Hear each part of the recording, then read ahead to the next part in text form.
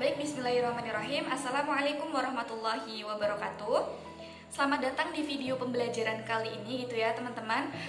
Yang mana pada kesempatan kali ini kita akan mengupas secara tuntas mengenai apa itu PHK, apa sih jenis-jenisnya, dan bagaimana sih prosedurnya. Untuk uraian lebih lengkapnya, simak video berikut ini. Oke, mungkin teman-teman di sini sudah sering mendengar istilah tentang PHK gitu ya. Lalu bagaimana sih definisi dari PHK itu sendiri? Nah, pemutusan hubungan kerja menurut Undang-Undang Nomor 13 Tahun 2003 tentang Ketenagakerjaan adalah pengakhiran hubungan kerja karena suatu hal tertentu yang mengakibatkan berakhirnya hak dan kewajiban antara pekerja atau buruh dan juga pengusaha.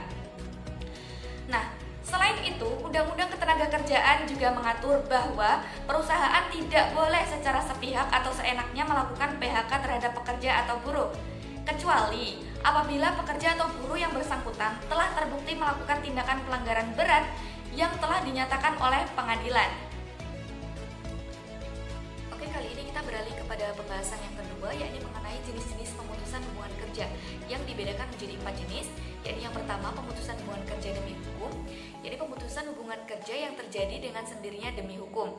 Nah, menurut pasal 1603 KUH Perdata, hubungan kerja berakhir demi hukum jika habis waktunya yang ditetapkan dalam perjanjian dan dalam peraturan perundang-undangan, atau jika semua itu tidak ada bisa menurut kebiasaannya. Yang mana dalam hal ini disebabkan oleh beberapa faktor, diantaranya berakhirnya perjanjian kerja waktu tertentu atau PKWT, pekerja telah mencapai usia pensiun yang ditetapkan dalam perjanjian kerja, dan juga pekerja meninggal dunia. Lalu yang kedua, yakni pemutusan hubungan kerja oleh pengadilan, yakni pemutusan hubungan kerja karena adanya putusan dari pengadilan. Selanjutnya yakni pemutusan hubungan kerja oleh pengusaha. Jadi suatu pemutusan hubungan kerja berdasarkan kehendak dari pengusaha karena adanya kesalahan atau pelanggaran yang dilakukan oleh pekerja atau buruh, atau karena faktor lain seperti pengurangan tenaga kerja, perusahaan tutup karena merugi, perubahan status, dan lain sebagainya.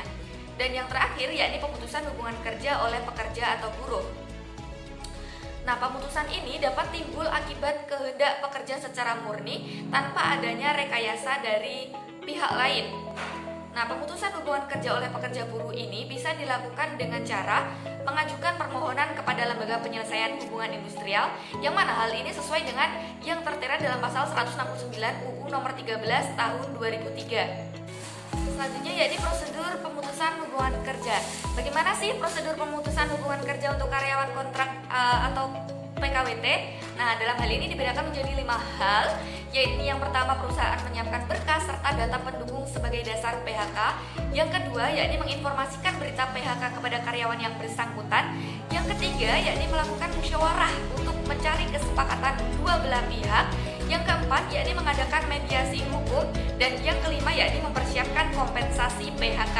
Nah, setelah kita memahami prosedur pemutusan hubungan kerja untuk PKWT, sekarang kita akan mempelajari mengenai PKWTT. Nah, untuk menyelesaikan suatu keputusan ini, yakni mencari jalan tengah di antara karyawan dengan perusahaan melalui musyawarah untuk menemukan solusi terbaik bagi kedua belah pihak. Kemudian bagaimana penetapan hak bagi pekerja atas putusan hubungan kerja?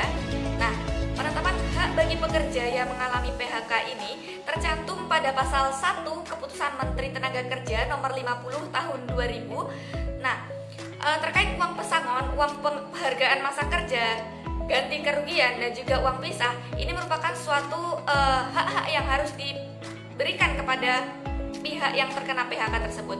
Jadi kiranya seperti itu penjelasan materi dari saya. Kurang lebihnya mohon maaf. Terima kasih. Wassalamualaikum warahmatullahi wabarakatuh.